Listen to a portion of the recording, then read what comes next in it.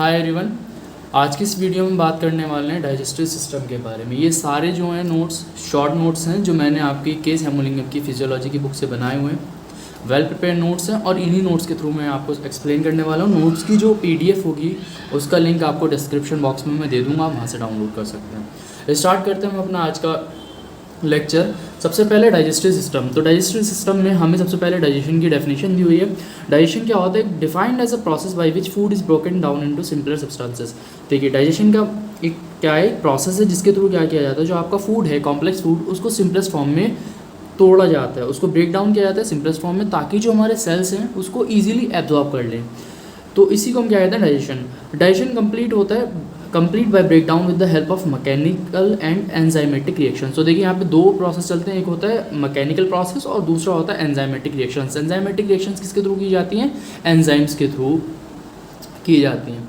अब इसके बाद बात करते हैं फंक्शन ऑफ डाइजेस्टिव सिस्टम। तो देखिए, डाइजेस्टिव सिस्टम का फंक्शन किस तरह से परफॉर्म करता है। सबसे पहले हम क्या करते हैं, इंजेक्शन और कंजम्पशन ऑफ फूड सब्सटेंसेस। सबसे पहले क्या करते हैं हम, जो भी हमारा फूड है उसको सबसे पहले हम कंज्यूम करते हैं या उसको हम क्या करते हैं, इंजेस्ट करते हैं।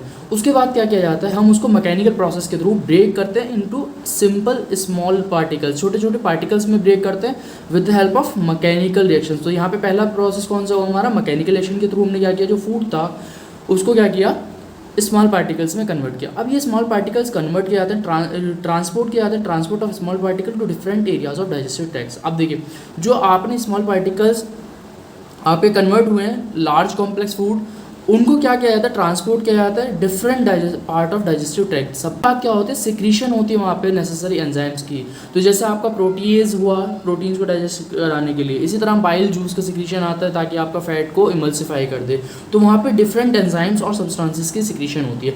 उसके बाद क्या जाता है, उन्हें सिंपलेस्ट फॉर्म में कन्वर्ट कर दिया जाता है, जिसको हम डाइजेशन कहते हैं। डाइजेस्ट होने के बाद वो फूड पार्टिकल्स हमारे क्या करता है, ब्लड उनको एब्जॉर्ब कर लेता है, ब्लड सेल्स एब्जॉर्ब कर लेते हैं और एब्जॉर्ब करने के बाद जो एक्सक्रीटरी वेस्ट होता है हमारी बॉडी से, वो एक्सक्रीशन के प्रोसेस के थ्रू बाहर निकाल ले जाता है। तो ये था हमारा फंक्शन किसका, डाइजेस्टिव सिस्टम का। अब बात करते हैं एसेसरी डाइजेस्टिव ऑर्गन्स। तो देखिए, एसेसरी डाइजेस्टिव ऑर्गन कौन से होते हैं, वो ऑर्गन्स जो डायरेक्टली रोल प्ले नहीं करते हैं किसमें, आपके डाइजेशन में, उनको हम कहते हैं एसेसरी डाइजेस्टिव ऑर्गन्स। जैसे आपके teeth, tongue, salivary gland, exocrine part of pancreas. देखिए, यहाँ पे एक्सोक्राइन पार्ट क्यों कहा गया है, क्योंकि जो आपका एंडोक्राइन पार्ट है पेनक्रियाज का, वो सिक्रीट करता है हार्मोन्स, और जो एक्सोक्राइन पार्ट है वो सिक्रीट करता है एंजाइम्स। और डाइजेशन में कौन हेल्प करता है, एंजाइम्स हेल्प करते हैं। इसके बाद हमारा लीवर। लीवर क्या बनाता है, आपको पता है, बाइल। और गॉल ब्लैडर क्या करता है, उस बाइल का कंसंट्रेशन कराता है। ठीक है, तो यहाँ पे हमारा ये हो गए हमारे एसेसरी डाइजेस्टिव ऑर्गन्स, या हम इनको कह सकते हैं सेकेंडरी डाइजेस्टिव ऑर्गन्स। अब देखिए, हमारे पास है primary digestive organs. Primary digestive organs वो ऑर्गन्स हैं जो डायरेक्टली पार्टिसिपेट करते हैं आपके डाइजेशन के मैकेनिज्म में। तो सबसे पहला होता है हमारा माउथ। माउथ के बाद आता है pharynx, common pathway for food and air. इसके बाद oesophagus, stomach, small intestine and then large intestine. Large intestine के रेक्टम वाले पोर्शन से ही क्या होता है, एक्सक्रीशन भी होता है। अब बात करते हैं लेयर ऑफ एलिमेंट्री कैनाल। तो एलिमेंट्री कैनाल हमारी 4 लेयर से मिलकर बनी है। सबसे पहले आउटर मोस्ट लेयर होती है म्यूकस मेम्ब्रेन या म्यूकस लेयर, दूसरी होती है सबम्यूकस लेयर, तीसरी लेयर का नाम है मस्कुलर लेयर, और फोर्थ लेयर होती है आपकी सेरोसा या फाइब्रस लेयर। तो यहाँ पे 4 लेयर प्रेजेंट होती हैं हमारी एलिमेंट्री कैनाल में। अब हम उन लेयर को पढ़ने वाले हैं किस तरह से, क्या क्या उनका फंक्शन होता है। तो देखिए, यहाँ पे मैंने डायग्राम बनाया हुआ है, ये आपकी एलिमेंट्री कैनाल है। एलिमेंट्री कैनाल की 4 लेयर। सबसे आउटर मोस्ट लेयर कौन सी हो गई, सेरोसा। दूसरी हो जाती है मस्कुलरिस। तो मस्कुलरिस 2 पार्ट में डिवाइड होती है, आउटर तो लॉन्गिट्यूडनल होती है और इनर क्या होती है यहाँ पे, सर्कुलर। तो ये दोनों किसकी हैं, ये दोनों आपकी मस्कुलरिस लेयर है। इसके बाद आता है हमारा सब म्यूकोसा, थर्ड वन, और सबसे इंटरनल लेयर जो है हमारी म्यूकोसा। अगर आपसे कोई कहता है इंटरनल टू एक्सटर्नल बताइए, तो म्यूकोसा, सब म्यूकोसा, मस्कुलरिस और सेरोसा। अगर सबसे पहले बात करते हैं हम अपनी सेरस या फाइब्रस लेयर के बारे में, यानी कि हमारी सेरोसा के बारे में। तो सेरोसा जो है वो कैसी होती है, फाइब्रस इन नेचर होती है। इसको हम क्या कहते हैं, सेरोसा भी कहते हैं। सेरोसा बनी किससे होती है, आपके कनेक्टिव टिश्यू और meso epithelial cell. Meso epithelial cell मतलब जो आपकी एपिथेलियम है, विजुअल ऑर्गन की एपिथेलियम, उसको हम क्या कहते हैं, मीजो एपिथेलियल कहते हैं। इसके बाद क्या करती है, ये कवर करती है फेरिंग्स और ईसोफेगस वाले पोर्शन को। कौन कवर करता है, हमारा सीरस या हमारी फाइब्रस लेयर। इसके बाद दूसरी लेयर कौन सी है, मैंने आपको बताई है मस्कुलरिस लेयर। मस्कुलरिस लेयर किससे मिलकर बनी है, skeletal muscle fibre. Skeletal muscle fibre मतलब ये हमारे वॉलेंटरी नेचर होते हैं। इसके बाद ये देखिए थोड़ा इसमें यहाँ डिफरेंट आता है, ये स्टमक में अलग तरीके से अरेंज होती है और स्मॉल इंटेस्टाइन में अलग तरीके से अरेंज होती है। तो इस देखिए अब बात करते हैं स्टमक के बारे में। तो स्टमक में 3 लेयर में अरेंज होती है। सबसे पहली लेयर कौन सी होती है? इनर लेयर होती है, ऑब्लिक लेयर, फिर मिडिल लेयर सर्कुलर और आउटर लेयर होती है यहाँ पे लॉन्गिट्यूडनल। लेकिन स्मॉल इंटेस्टाइन में क्या होता है? स्मॉल इंटेस्टाइन में 2 लेयर में अरेंज होती है, आउटर वाली लॉन्गिट्यूडनल और इनर सर्कुलर। तो बस यहाँ पे क्या आता है, इनर कैसी होती है, यहाँ पे इनर ऑब्लिक होती है और मिडिल सर्कुलर, ये थोड़ा यहाँ पे डिफरेंस आता है। अब थर्ड लेयर हमारे पास सबम्यूकोसा लेयर। तो सबम्यूकोसा लेयर प्रेजेंट होती है सारे पार्ट में एलिमेंट्री कैनाल के एक्सेप्ट माउथ और फेरिंग्स। तो अगर आपसे कोई पूछता है या एक 1 वर्ड में आ जाए या आपका ऑब्जेक्टिव टाइप क्वेश्चंस में आ जाए कि आपकी जो सबम्यूकोसा लेयर है वो कहाँ एब्सेंट होती है, तो आपको याद रखना है कि माउथ और फेरिंग्स में ये लेयर एब्सेंट होती है। यहाँ पे देखिए सबम्यूकोसा के पास ब्लड वेसल्स होती हैं, लिम्फेटिक वेसल्स होती हैं और यहाँ पे नर्व प्लक्सेस भी प्रेजेंट होते हैं। नर्व प्लक्सेस अभी मैं पढ़ाने वाला हूँ कौन से नर्व प्लक्सेस होते हैं। एक प्लक्सेस ऑफ ओराबेक होता है और मीजनस प्लक्सेस, ये भी आपको मैं थोड़ी देर में बताने वाला हूँ। तो यहाँ पे ये प्रेजेंट होते हैं कौन सी लेयर में? सबम्यूकोसा लेयर में। इसके बाद सबसे इनर मोस्ट लेयर आती है हमारी म्यूकोसा। म्यूकोसा क्या है? हमारी इनर मोस्ट लेयर है गैस्ट्रोइंटेस्टाइनल ट्रैक की, या इसको हम कहते हैं गैस्ट्रोइंटेस्टाइनल म्यूकोसा और म्यूकस मेम्ब्रेन भी इसको नाम दिया जाता है। इसके पास 3 लेयर है, मतलब जो आपकी म्यूकोसा है इसकी आप कह सकते हो सब 3 लेयर्स होती हैं। सबसे पहली है एपिथेलियल लाइनिंग। एपिथेलियल लाइनिंग ये डायरेक्ट कॉन्टेक्ट में होती है किसके साथ? गैस्ट्रोइंटेस्टाइनल ट्रैक के साथ, ये अंदर बिल्कुल यहाँ पे गैस्ट्रोइंटेस्टाइनल ट्रैक का है। तो जो ल्यूमेन है उसके डायरेक्ट कांटेक्ट में कौन होती है? आपकी एपिथेलियल लाइनिंग होती है। Mouth, tongue and inner surface of pharynx and oesophagus. तो देखिए जो आपका माउथ वाला रीजन है, टंग वाला, और इनर सरफेस है किसकी? फेरिंग्स की और उस ईसोफेगस की। तो वहाँ पे कैसे होता है? स्ट्रेटिफाइड स्क्वैमस की फॉर्म होता है, यानी कि शेप कैसा होता है इनका? स्क्वैमस फॉर्म होता है। और जो आपका स्टमक, स्मॉल इंटेस्टाइन और लार्ज इंटेस्टाइन होते हैं वहाँ पे कैसे अरेंज होती है? इस तरह से कॉलम की फॉर्म में वहाँ पे अरेंज होती हैं। अब बात आती है सेकंड लेयर। सेकंड लेयर कौन सी होती है? इसमें लैमिना प्रोपरिया। तो लैमिना प्रोपरिया किससे मिलकर बनी होती है? कनेक्टिव टिश्यूज से, जो क्या करते जिसके पास क्या होता है? फिब्रोब्लास्ट सेल्स होते हैं, मैक्रोफेज होते हैं, लिम्फोसाइट्स और ईओसिनोफिल्स यहाँ पे प्रेजेंट होते हैं। थर्ड लेयर है इसकी, थर्ड सब लेयर है जिसको हम कहते हैं मस्कुलरिस लेयर। ये किससे मिलकर बनी है? स्मूथ मसल फाइबर से मिलकर बनी है। ये आपको याद रखना है कि माउथ और फेरिंग्स में प्रेजेंट होती है, लेकिन एब्सेंट होती है, सॉरी। और जो ईसोफेगस के बाद जितने भी पोर्शन है आपके small intestine, large intestine, stomach वगैरह, तो वहाँ पे ये प्रेजेंट होती है। अब देखिए मैंने बताया था आपको ये नर्व प्लक्सेस के बारे में, तो नर्व प्लक्सेस के बारे में हम पढ़ने वाले हैं।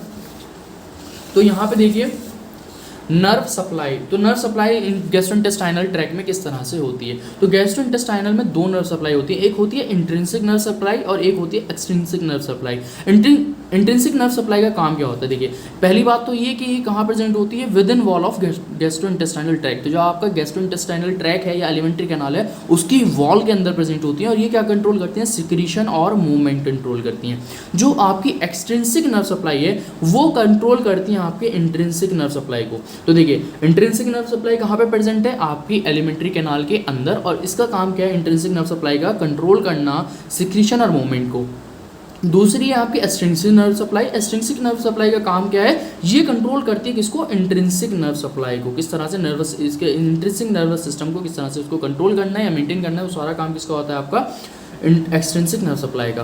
अब पढ़ते हैं intrinsic nerve supply. Intrinsic nerve supply अभी मैंने आपको बताया क्या करती है? कंट्रोल करती है सिक्रीशन और मूवमेंट ऑफ गैस्ट्रोइंटेस्टाइनल ट्रैक।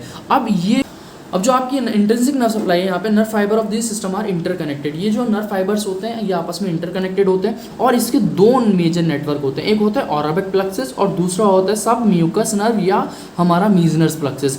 तो सबसे पहले पढ़ते हैं ओराबिक प्लक्सेस। देखिए अभी मैं आपको पहले ओराबिक प्लक्सेस दिखा देता हूँ, ओराबिक प्लक्सेस कहाँ प्रेजेंट होता है।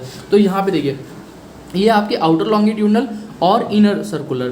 तो इन दोनों के बीच में यहाँ पे जो मैंने ग्रीन कलर में रिप्रेजेंट किया हुआ ये है हमारा कौन सा? ओराबिक प्लक्सेस। तो यहाँ पे मैंने आपको मेंशन भी किया है, देखिए यहाँ पे आप देख सकते हो ओराबिक प्लक्सेस। और फिर इसके बाद अगर मैं बात करता हूँ इनर सर्कुलर और सब म्यूकोसा के बीच में एक प्लक्सेस प्रेजेंट होता है जिसको हम कहते हैं मीजनस प्लक्सेस। तो 2 प्लक्सेस है, एक है हमारा ओराबिक प्लक्सेस और दूसरा हमारा मीजनस प्लक्सेस। तो ओराबिक प्लक्सेस के बारे में बात करते हैं, प्रेजेंट बिटवीन इनर सर्कुलर और आउटर लॉन्गिट्यूडनल मस्कुलर लेयर में प्रेजेंट होते हैं। ये क्या करते हैं? ये कंट्रोल करते हैं मूवमेंट ऑफ गैस्ट्रोइंटेस्टाइनल ट्रैक, यानी आपके एलिमेंट्री कैनाल का जो मूवमेंट कंट्रोल करता है वो आपका कंट्रोल करता है ओराबिक प्लक्सेस।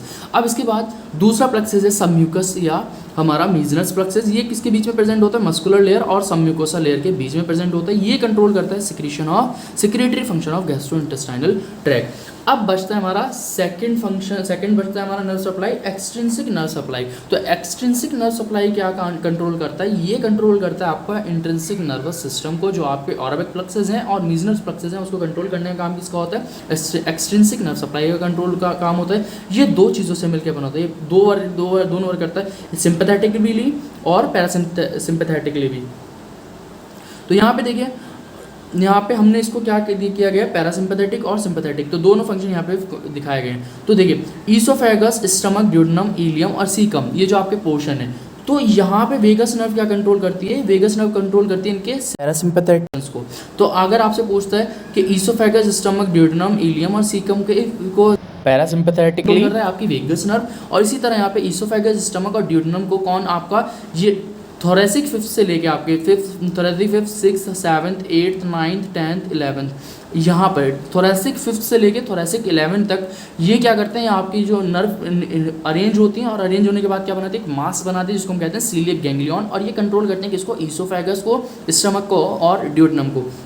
इसी तरह आपका जो नंबर 1, ये आपका थोरेसिक 12 से लेके नंबर 2 तक, यहाँ से भी कुछ नर्व फाइबर्स अरेंज निकलते हैं, और निकलने के बाद क्या करते हैं, ये यहाँ पे फिर से क्या बनाते हैं, गैंग्लियन बनाते हैं, यानी कि मास ऑफ नर्व फाइबर्स बनाते हैं, और ये क्या कंट्रोल करते हैं, ये कंट्रोल करते हैं लार्ज इंटेस्टाइन को, जिसको यहाँ पे इसको जो आपका गैंग्लियन है इसका नाम क्या दिया गया है, सुपीरियर मेसेंट्रिक गैंग्लियन, ठीक है। इसी तरह आपका जो कॉलन और रेक्टम वाला पोर्शन होता है, वहाँ पे डायग्राम में दिखाया हुआ है, मैंने डायग्राम की बजाय यहाँ पे नाम मेंशन कर दिए। तो यहाँ पे कौन कंट्रोल करता है आपका गैंग्लियन, जिसका नाम है इंफीरियर मेसेंट्रिक गैंग्लियन।